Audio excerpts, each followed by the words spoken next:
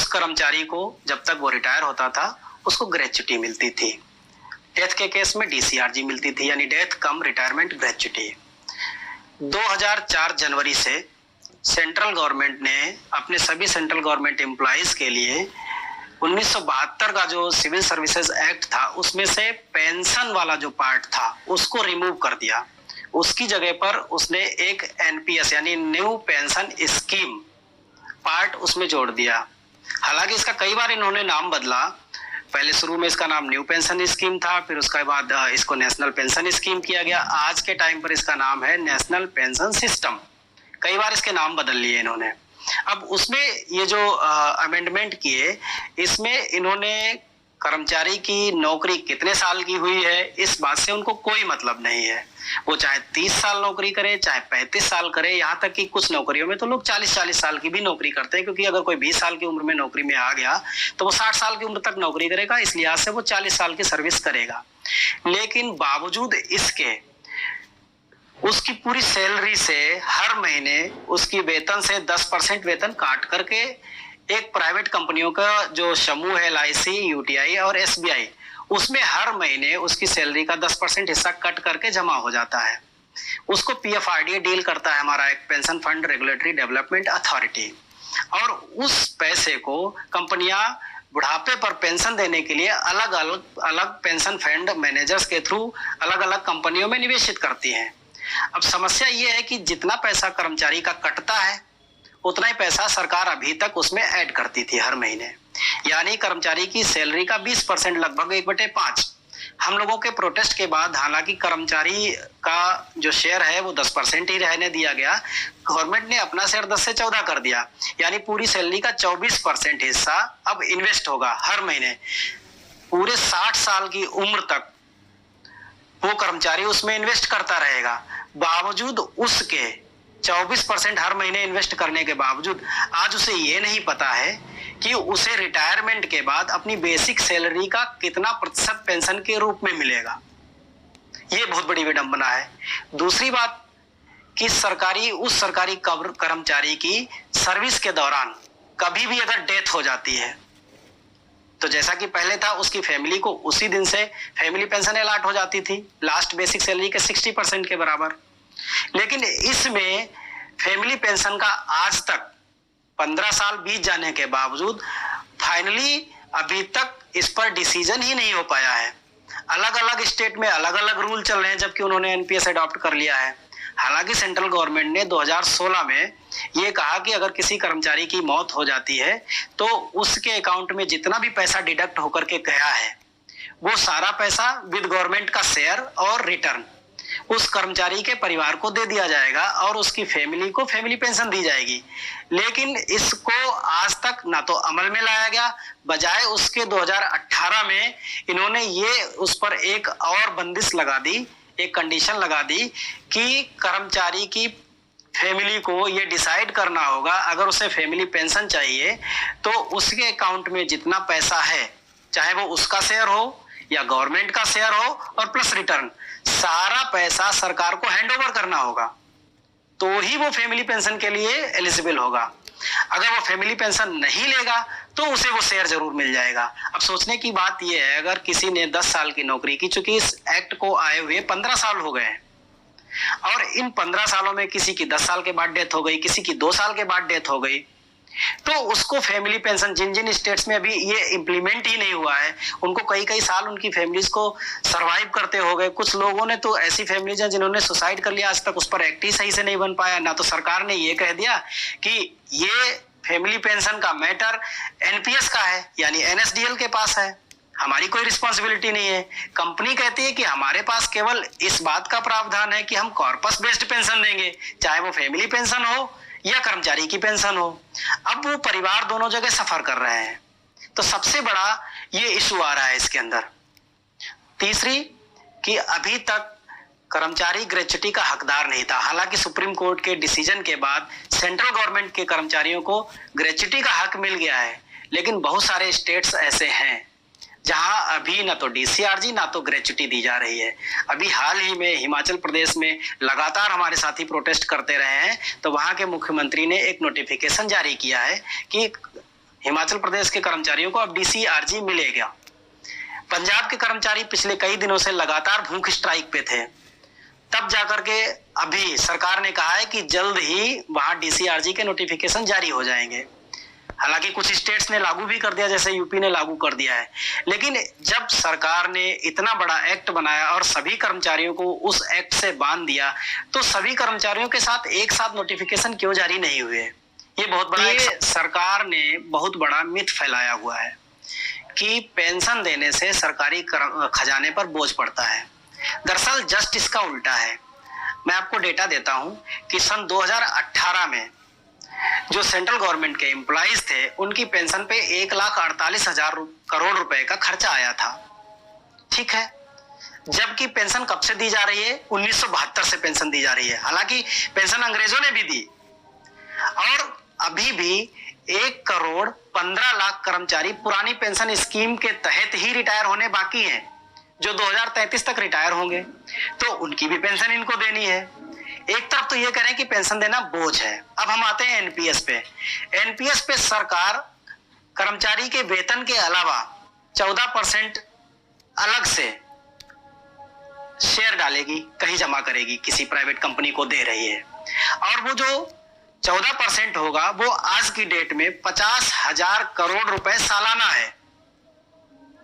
अब देखिए, हम 1972 से पेंशन देते आ रहे हैं, जहां करोड़ों की तादाद में पेंशनर्स हैं, वहां केवल 1.48 लाख करोड़ रुपीस जा रहा है हमारा, और हमारे पास अभी केवल 67 लाख एम्प्लॉइज हैं, जिनका केवल 10% शेयर दे रही है पेंशन के रूप में सरकार, जो अभी से जमा कर रही है। वो 50,000 करोड़ रुपए पहुंच गया है एक केवल 14 साल में। तो जाहिर सी बात है, अगर कर्मचारी सरकार ना भी रिक्रूट करे, तो यही फंड जो आज 50,000 करोड़ रुपए है, ये अगले 10 साल में कम से कम 3 गुना हो जाएगा, यानी 1.5 लाख करोड़ रुपए। तो पेंशन बोझ कौन सा हुआ? एनपीएस वाला बोझ हुआ या वो हुआ? मेरे ख्याल से तो एनपीएस एक बोझ हो गया। फिर तो क्या सरकार एनपीएस भी खत्म करेगी? क्या अपने कल्याणकारी राज्य की अवधारणा से फिर पीछे हटेगी? क्या सरकार ये कह देगी कि पेंशन हमारा दायित्व तो नहीं है? आखिर कर्मचारी टैक्स देता है, एम्प्लॉइज जो भी यहाँ पे कमाते हैं, जो भी बिजनेसमैन है, टैक्स देते हैं, और वो टैक्स इसलिए दिया जाता है ताकि उस राज्य के, उस देश के नागरिकों के लिए कल्याणकारी, उनके बुढ़ापे को सुरक्षित रखने के लिए एक पेंशन स्कीम लॉन्च की गई थी। और जब वही नहीं, आप उसी के दायित्व से पीछे हट जाएंगे, तो ना तो ये कल्याणकारी राज्य की अवधारणा बची, फिर उस संविधान से जो आपका वो है ना, जो कल्याणकारी वाला, उसको निकाल करके फेंक दे। हम जिस समानता की बात कर रहे हैं, एक तरफ तो आपने कर्मचारियों को 2 हिस्सों में भी बांट दिया, एक वो जो पुरानी पेंशन वाले, एक वो नई पेंशन वाले। अभी तमाम डिपार्टमेंट्स ऐसे हैं जहां पुरानी पेंशन आज भी लागू किए हुए हो। एमएलए एमपी बन जाएगा तो एमएलए की भी पेंशन ले रहा है, एमपी की भी पेंशन ले रहा है, मिनिस्टर बन जाएगा तो वो तीसरी भी पेंशन लेगा। एक ही आदमी 3-3 तरह की पेंशन ले रहा है। 1 लाख करोड़ रुपए से कहीं ज्यादा खर्चा तो एमएलए, एमपीज, एमएलसीज और आयोग के जो मेंबर हैं, इन पर खर्चा हो रहा है 1 लाख करोड़ से ज्यादा। और सरकार हमारे उस पेंशन के बोझ को बोझ बता रही है, कि जो पेंशन का फंड है उसे बोझ बता रही है।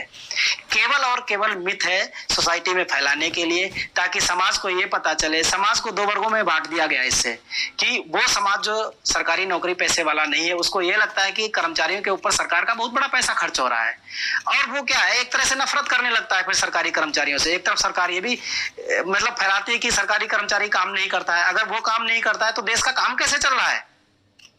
मुझे कोई ये बताए कि सरकार का जो काम करता है, करने वाली एक जो बॉडी है, वो आखिर कौन है? वो सरकारी कर्मचारी ही तो है। अगर सरकार काम कर रही है, इसका मतलब है कि कर्मचारी काम कर रहा है। तो सरकार ने ये एक तरह से मिथ फैलाया हुआ है कि पेंशन देना हमारे लिए एक बहुत बड़ा बोझ है। दूसरी बात यह है कि पेंशन अभी भी भारत सरकार के बजट पर 5% से ज्यादा नहीं है, और कई योजनाएं जो भारत सरकार की हैं, जिनका आप खुद उठा करके खाका देख सकते हैं कि 5% से कहीं ज्यादा बड़ी योजनाएं हैं वो। तो 5% पेंशन देना, और पेंशन पूरे देश को देना है, तो 5% मेरे ख्याल से कोई बहुत बड़ी रकम नहीं है पूरे बजट का। तो ये केवल और केवल मिथ है, जनता को गुमराह करने के लिए, लोगों को गुमराह करने के लिए, लोगों के बीच। देखिए सर, एक तो खास बात यह है कि किसी भी प्रोटेस्ट को एक मूवमेंट बनने में एक टाइम लगता है। हालांकि हम इस प्रोटेस्ट को 7 साल से ज्यादा हो गया हम इसे करते हुए। लेकिन ये जब शुरू में क्या था कि एनपीएस वाले जो कर्मचारी थे वो संख्या में बहुत कम थे। दूसरी बात है, अलग अलग स्टेट के जो लोग थे वो एक बैनर के तले आए नहीं थे। अवेयरनेस नहीं थी कि एनपीएस में क्या होगा, क्योंकि पहले के जो कर्मचारी थे उनका ये मानना था कि इसमें गवर्नमेंट भी शेयर डालती है कर्मचारी की पेंशन के लिए, कर्मचारी का भी शेयर जा रहा है, तो 20% तो जिस दिन वो नौकरी में आता है उसी दिन जमा होना शुरू हो जाता है। तो उसको ये लग रहा था कि ये पहले से बेहतर होगी, तो इसलिए इसके खिलाफ मोबिलाइजेशन शुरू नहीं हुआ था।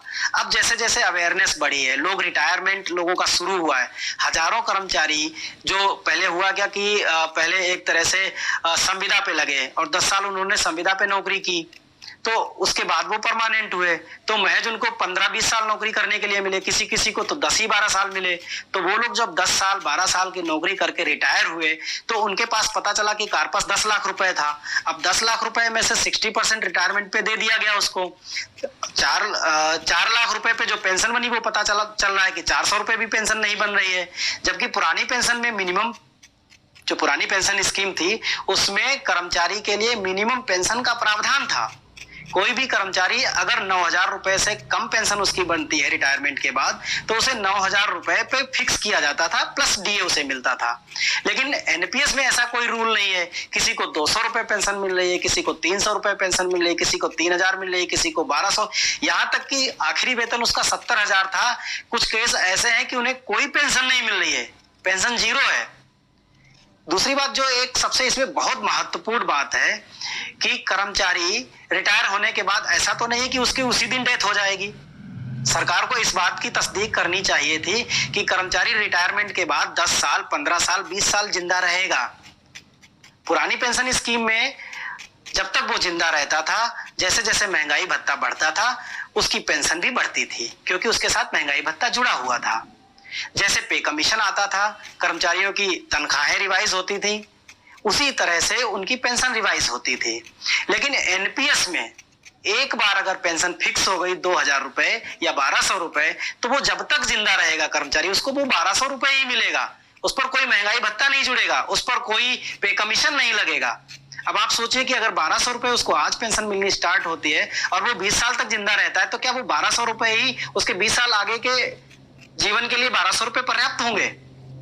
इतनी बड़ी लापरवाही इस एक्ट में है, जिसकी वजह से जैसे जैसे लोगों के बीच अवेयरनेस बढ़ी, लोग प्रोटेस्ट में शामिल होते गए। आज नतीजा ये है कि हम 17-18 राज्यों में हमारा नेटवर्क है और हमारे साथ करीब करीब 20 लाख कर्मचारी जुड़ा हुआ है। आज की डेट में महाराष्ट्र में आज हड़ताल चल रही है पुरानी पेंशन की बहाली को लेकर के, जहां वहां के टीवी वहां के मीडिया की रिपोर्ट है कि 12 लाख से ज्यादा कर्मचारी इस हड़ताल में शामिल है। और मुद्दा सिर्फ एक है कि हमने प्रोटेस्ट करने कांग्रेस गवर्नमेंट के जमाने से शुरू किए थे। हालांकि हमारे प्रोटेस्ट उस समय इतने बड़े लेवल पर नहीं थे। ये इत्तेफाक की बात है कि भाजपा के समय हमने बहुत बड़े प्रोटेस्ट किए, क्योंकि तब तक हमारी संख्या बहुत लाखों में पहुंच गई थी, अवेयरनेस बहुत ज्यादा हो गई थी। दूसरी बात यह है कि इसी भाजपा सरकार ने झुक करके, जब हमारी पीयूष गोयल जी के साथ बैठक हुई 2 फरवरी को, तो उसके बाद उन्होंने अपना कंट्रीब्यूशन 10 से बढ़ा करके 14% किया है। पहली बात तो यह है कि सरकार गलत है, तो सरकार को झुकना ही पड़ेगा। अगर वो नहीं झुकती है फिर भी, तो अभी हम सत्याग्रह आंदोलन करने जा रहे हैं 9 नवंबर से। अगर फिर भी सरकार नहीं झुकती है तो बहुत सारे राज्यों में एमएलसीज के भी इलेक्शन है, जिनको हम लोग प्रभावित करते हैं, क्योंकि वहां सरकारी कर्मचारी भी उन इलेक्शंस में इन्वॉल्व होते हैं। उत्तर प्रदेश में इलेक्शन है, हम वहां भी उनको प्रभावित करेंगे। और फिर भी नहीं तो हम लोग आमरण अनशन पे भी जाने के लिए तैयार हैं। हम लोगों को अवेयर करेंगे कि एनपीएस पेंशन रोकने के बहाने एक बहुत बड़ा स्कैम कर रही है सरकार, वो एक बहुत बड़ा घोटाला है। इस पैसे का लेखा जोखा आज यहाँ तक कि पीएफआरडीए के चीफ इस बात को नहीं बता पा रहे हैं कि ये पैसा सरकार ने सबसे 2 इसमें अमेंडमेंट किए थे, 2 इसमें प्रोविजन किए थे कि इस टोटल पैसे का 85% हिस्सा गवर्नमेंट सिक्योरिटीज में लगाया जाएगा और 15% हिस्सा ओपन मार्केट यानी शेयर मार्केट में लगाया जाएगा। लेकिन आज तक सरकार ये नहीं बता पा रही है कि 85% कहाँ लगा है और 15% कहाँ लगा है। 15 जनवरी को जो IL&FS एक कंपनी है IL&FS, उसका 92,000 करोड़ रुपए डूबा, जिसमें 16,000 करोड़ रुपए इसी पेंशन फंड का था। अब अगर ऐसे 3-4 केस और हो गए तो जाहिर सी बात है सेंसेक्स नीचे आएगा और वो जो हजारों करोड़ रुपए, जो लाखों करोड़ रुपए है, वो मिट्टी का हो जाएगा, वो एकदम बिल्कुल रद्दी की टोकरी बन जाएगा, जैसा कि कुछ देशों में हुआ भी है। तो इसके लिए निश्चित रूप से चाहे हमें आमरण अनशन पे जाना पड़े या सरकार के खिलाफ हमें मैदान में उतरना पड़े या जो भी बन पड़ेगा हम करेंगे। मैं DN Singh, ex president of Delhi government employees welfare association और patron of national movement for old pension scheme Delhi unit, आपसे इस सिलसिले में जो आपने पूछा है कि भाई इस मूवमेंट का क्या इम्पैक्ट पड़ा है और गवर्नमेंट का क्या एटीट्यूड है इस पर, इस बारे में मेरा कहना यही है कि जो ये NPS है 2004 में इंट्रोड्यूस हुआ, उस समय बीजेपी की गवर्नमेंट थी दिल्ली में, उन्होंने इसको किया था। तब से लेके बाद में कांग्रेस की सरकार भी रही बीच में और अभी फिर बीजेपी की सरकार है और आंदोलन भी इसका लगभग 8-10 साल से लगातार पूरे देश में चल रहा है। तो इस मूवमेंट का इम्पैक्ट ये है कि पब्लिक में अब सब जानते हैं कि पेंशन का आंदोलन पूरे देश में तुम्हारा कश्मीर से कन्याकुमारी तक चल रहा है, नॉर्थ ईस्ट में भी चल रहा है, पूरे देश भर में हर स्टेट में चल रहा है। इम्पैक्ट भी इसका अगर पब्लिक पर्सपेक्टिव से देखेंगे तो पूरा एक आदमी पूरे देश का जानता है कि पेंशन का आंदोलन चल रहा है और सबकी पेंशन की एक समान नीति होनी चाहिए। इसके लिए लोगों का जन समर्थन भारी उनको मिल रहा है पूरे देश में। आज भी महाराष्ट्र में एक आंदोलन चल रहा है, उसमें 12-15 लाख लोग इकट्ठा हैं, बैठे हुए हैं सत्याग्रह पे और अभी लेटेस्ट न्यूज है कि उनको बुलाया बातचीत के लिए। जहां तक सरकार पर उसका इम्पैक्ट का सवाल है, सरकार ने भी हमारा आंदोलन पहले जो हुआ 30 अप्रैल 2018 को यहाँ रामलीला मैदान में बड़ी मीटिंग हुई थी, पूरे देश भर से उसमें कर्मचारी आए थे लाखों की संख्या में। उसके बाद फिर 26 नवंबर को हुआ। 26 नवंबर वाला जब हुआ तो उसमें दिल्ली के जो CM हैं केजरीवाल साहब आए थे और उन्होंने समर्थन किया कि भाई हम जो है इस बात के पक्षधर हैं कि पेंशन इस सबको ओल्ड पेंशन स्कीम से ही लागू होनी चाहिए और हम अपने लेवल पे सारा काम जो भी मदद हो सकती है हम करेंगे, हम इसका समर्थन करते हैं। उन्होंने उसी दिन विधानसभा में जो रिजोल्यूशन भी पास किया कि हम इसका समर्थन करते हैं। उसके बाद केंद्र सरकार ने इसमें जो हमारा शेयर होता है कर्मचारी का कंट्रीब्यूशन का, पेंशन कंट्रीब्यूशन, उसमें 10% कर्मचारियों का था, पहले 10% गवर्नमेंट का था। तो गवर्नमेंट ने भी उसको बढ़ा के 14% किया कि हम गवर्नमेंट का शेयर 14% हम रखेंगे, सो दैट कि उनको जो पेंशन मिले उसका कुछ अमाउंट थोड़ा बढ़े। लेकिन ये एग्जैक्टली जो लोग चाहते हैं वो नहीं है। हम चाहते हैं कि जो पेंशन की जो योजना है पूरे देश में हर पब्लिक सर्वेंट्स के लिए एक होना चाहिए। जैसे अभी जुडिशरी में पेंशन मिलती है, सेना में मिलती है, जितने भी विधायिका के लोग हैं, निर्वाचित लोग, उनको मिलती है। हमारा कहना है कि पूरे सभी को एक सी पेंशन पॉलिसी होनी चाहिए और ओल्ड पेंशन स्कीम में ये था, इसलिए हम डिमांड कर रहे हैं कि ओल्ड पेंशन स्कीम लागू हो। ये जहाँ तक इम्पैक्ट है कि अभी आंदोलन तो पूरे देश भर में बढ़ते जा रहा है और खुद सभी पॉलिटिकल पार्टियों के कुछ नेताओं ने इसका समर्थन किया भी है। लेकिन देश की जो इकोनॉमी बनाने वाले लोग हैं वो इसको 2004 में बनाए थे और आज भी उस पर अडिग हैं। मुझे तो पूरा उम्मीद है कि ये पब्लिक में जैसे जैसे बढ़ते जाएगा ये गवर्नमेंट को अपना व्यू बदलना पड़ेगा और समान पेंशन नीति देश में लागू होगी, हमारा ये मानना है। कल हमारी कार्यकारिणी की मीटिंग थी दिल्ली की, उसमें तय हुआ है कि 9 नवंबर से शहीद भगत सिंह, राजगुरु, सुखदेव की जो प्रतिमाएं हैं शहीदी पार्क में, फिरोजशाह कोटला में, वहाँ कर्मचारी सत्याग्रह शुरू करेंगे। और ये बड़ी बात की सरकारी खजाने का अर्थ पहले हमें समझना पड़ेगा। सरकारी खजाना है क्या और क्यों? सरकारी खजाना पब्लिक का खजाना है और पब्लिक के लिए है। पब्लिक जो टैक्स देती है एक वेलफेयर स्टेट में, तो उसको पब्लिक उसमें ये खर्च करना होता है। वो पब्लिक से टैक्स लेके कोई और तो करना नहीं होता है। तो जो गवर्नमेंट एम्प्लॉई हैं ये सब जानते हैं कि वो नौकरी करते हैं पूरा जीवन और इस शर्त के साथ करते हैं कि वो इस दौरान कोई और काम नहीं करेंगे। जैसे उनको नौकरी करते हैं तो उनको बहुत सारी सुविधाएं मिलती हैं, छुट्टियां मिलती हैं। 1 महीना में नौकरी करता है तो उसको 1 महीने छुट्टी मिलती है, साल भर में 30 छुट्टियां मिलती हैं, वो अर्जित अवकाश है। ऐसे ही 30 साल 35 साल जब आदमी नौकरी कर रहा है तो पेंशन भी उसका संवैधानिक अधिकार है। अधिकार ये संविधान में वर्जित है, ये कोई भिक्षा थोड़ा है। तो जो पेंशन है वो भी उसका जरूरी एक हिस्सा है उसकी नौकरी का, इसको बोझ नहीं कह सकते। अगर वो मान लो पूरे के पूरे लोग भूखा मर जाएंगे तो खजाने का क्या करना है, और खजाना किसके लिए, किसका खजाना है ये?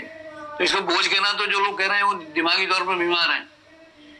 खजाने का जो सही इस्तेमाल है वो सोशल वेलफेयर स्टेट में यही हो सकता है कि जो कर्मचारी, जो लोग ईमानदारी से काम किए हैं, उनको बेहतर तरीके से पूरा जिंदगी सम्मानजनक जीवन जिए वो लोग। तो इसके अलावा कोई उसका अर्थ ही नहीं हो सकता। पब्लिक खजाना बनाते किस लिए, इसलिए बनाते हैं। तो ये जो क्वेश्चन करने वाले लोग हैं वो मैं समझता हूँ वो गलत सोच रखते हैं। जो पब्लिक सर्वेंट्स हैं दे शुड बी ये रेस्पेक्टफुल लाइफ टिल डेथ, ये उसके लिए पेंशन जरूरी है। अगर आदमी 30 साल 60 साल की उम्र में वो क्या करेगा? 60 साल में उद्योग नहीं कर सकता है, कोई ऐसा बड़ा बिजनेस भी नहीं कर सकता है, और उसको सर्वाइवल का, अगर उसके पास जमीन नहीं है तो उसका सर्वाइवल का क्या होगा?